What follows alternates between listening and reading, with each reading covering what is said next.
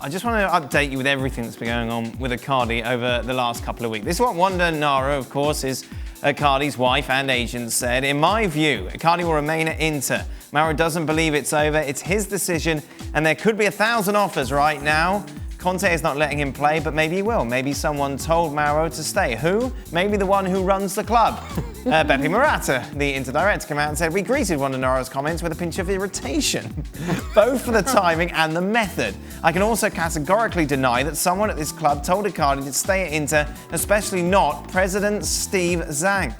The strategy Inter have taken is precise, and we communicated it clearly in the right time frame. We'll continue like this to the end, and nobody at Inter can change this common approach that is shared by everyone. Conte, by the way, if you wonder what his thoughts in it all are, Morata gave the response. I think he was very clear. Let's not forget we released 3 players who were key figures for Inter last season. Perisic, Nangolan, and Icardi is in that situation. So the transfer market was not so much reinforcement as replacing other players. Icardi apparently had an offer from Monaco, didn't want to go. Gab, now he's suing Inter.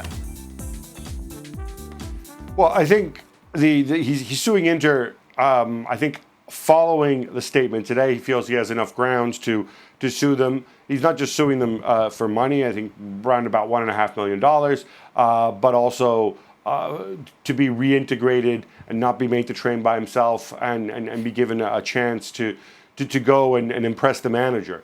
Look, you can look at this every which way. Icardi has faced an enormous amount of backlash from people calling him a fool, to calling him an idiot, to saying like, oh, look, you'll never play.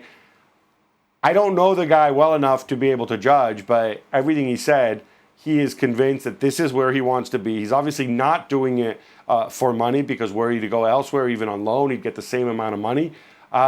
He obviously has this fixation in his head. If you want to be super cynical, then we'll know the truth when the transfer window closes on September 2nd, because there are still some people who say, well, he's just saying this because he wants the best possible deal for himself, and then he'll relent and go somewhere else minutes before the window closes. Whichever way you feel about it, there's no question that he is hurting himself by taking this stance. But equally, the guy has a contract, and we complain when players don't show loyalty and demand moves to other clubs. Here's a football club consciously making a decision that they're doing everything they can to get this one individual out of the club, and I think it's just evidence that it works both ways. I mean, I love when I hear about players threatening and crying about a club who makes them go and train with the kids or the reserves or even on their own, because that's that club's choice, right? Mm-hmm. Right. And Shaka, I've seen it with, not necessarily himself, but with players he played with. I've seen it firsthand with international footballers who, for whatever reason, they don't have to have fallen out with the manager, they might just have fallen out of form. Right. Or fallen out the picture, or haven't been good enough, and for whatever reason they're made to go and train with the kids or the reserves or on their own. And you just unfortunately, you just have to get on with it when that happens. There's no grounds. No, Craig, the problem is, I take your point, but there are laws here. There is, and it can be illegal when clubs do it. You have to follow a very, very specific procedure where you sort of pretend that you're not actually doing it and that the door is open, that there's a pathway back into the first team. You can't simply send somebody off to purgatory by himself because you don't like him. At least certainly not with the legislation that's in Italy, because otherwise the player sues and he can ultimately rescind his contract. He can get compensation. It's written into the contract that you are part of the first team and you will be given the opportunity to win a place in the side. So unless this is punitive, which obviously it doesn't appear to be, like I said, I'm not saying you're wrong, but there are laws that protect players in this situation, and otherwise we'll get the FIFPro guys on you if you keep going down that line. You can still send somebody away.